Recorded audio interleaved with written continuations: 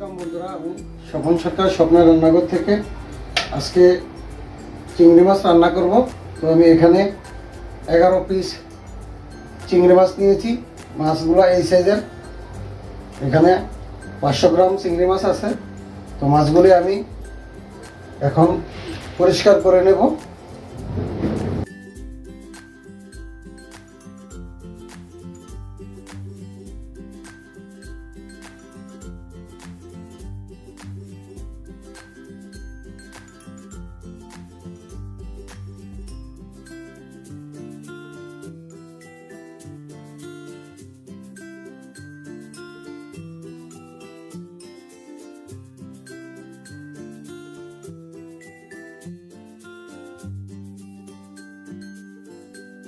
সবগুলি মাছ কেটে নিয়েছি, এখন ধুয়ে পরিষ্কার করে নেব।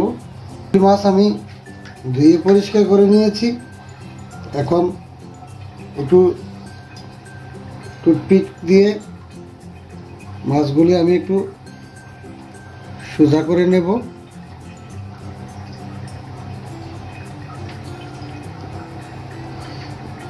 এরকম করে দিয়ে সবগুলি মাছ আমি একটু এরকম করে নিব। সরা টুথপিক ঢুকিয়ে একটু সোজা করে নিয়েছি এরকম করে। এখন আমি মাছগুলি একটু হলুদ মরিচ মাখিয়ে নেব সামান্য পরিমাণে। তো সেই জন্য আমি এখানে একটু হলুদ দিলাম মাছের উপরে, হাফ চামচের মতো, আর একটু লবণ দিব। দিয়ে মাছগুলি আমি একটু মাখিয়ে নেব।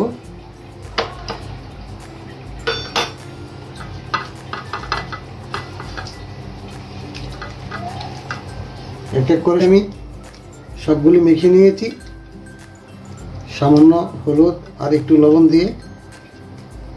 এখন আমি কড়াইতে সামান্য পরিমাণে সাদা তেল দিয়ে দেব।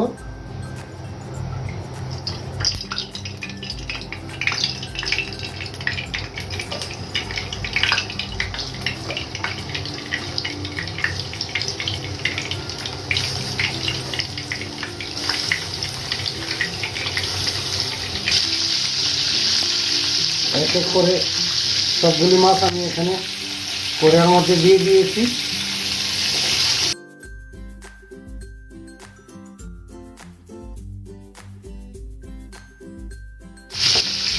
মাছগুলি হালকা পরিমাণে ভেজে নিয়েছি।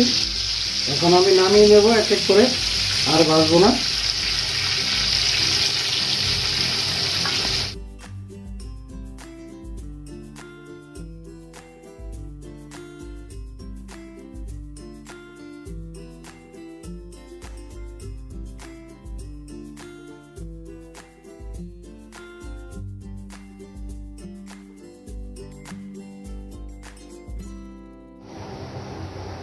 দারুচিনি, এলাচ আর তেজপাতা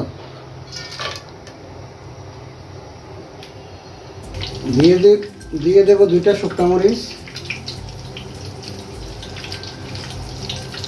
সামান্য পেঁয়াজ ফোলা আর একটু রসুন ফোলা,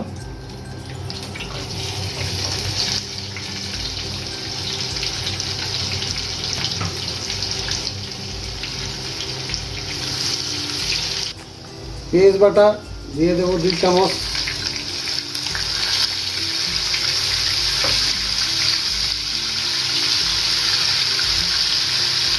দিয়ে দেব রসুন বাটা 1 চামচ,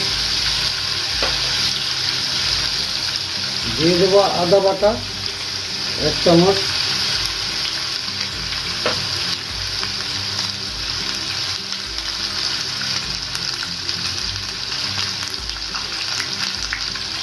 দিয়ে দেব জিরা বাটা 1 চামচ,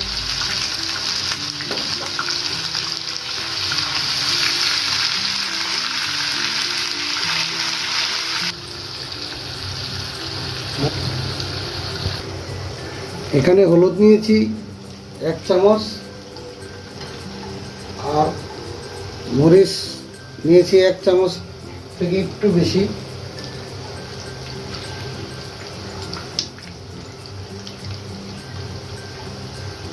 এটাকে একটু জল দিয়ে গুলিয়ে নিব।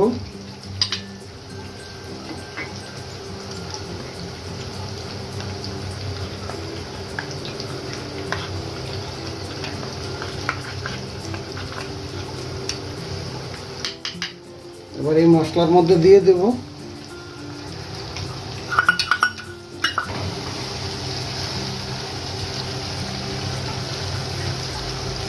অন্য পরিমাণে জল দিয়ে দেব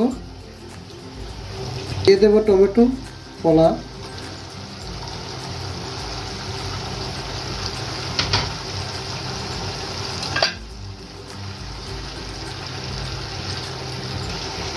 দিয়ে দেব কাজু বাদাম, কাঠবাদাম 2 চামচ,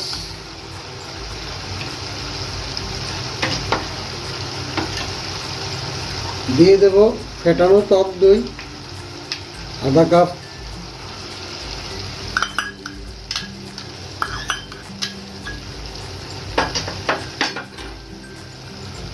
দিয়ে ভালো করে মিশিয়ে নেব। দিয়ে দেব কাশ্মীরি লঙ্কার গুঁড়া 1/2 চা চামচ, চিনি 1 চামচের থেকে একটু বেশি, 1 চামচের থেকে একটু বেশি,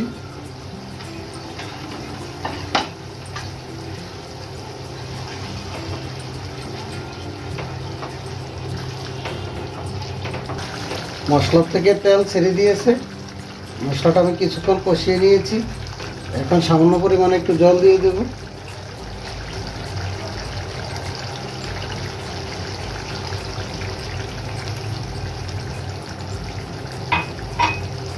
জলটা দিয়ে মশলাটাকে আরেকটু মিক্সড করে নেব। দিয়ে দেব কয়েকটা রসুন,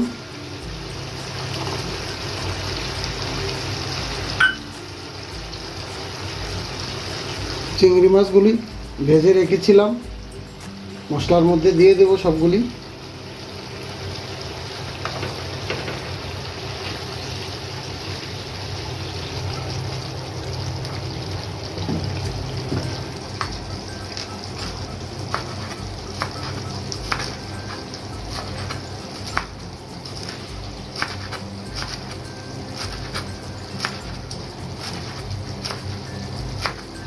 পাঁচ ছটা কাঁচামরিচ,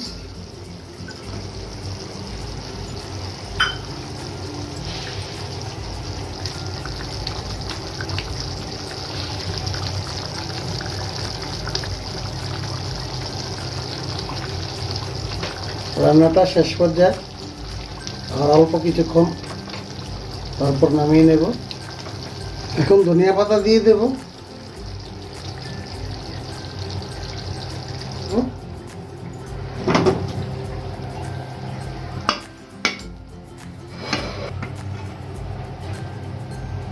মশলা আমি এখানে নামিয়ে নিচ্ছি এক এক করে।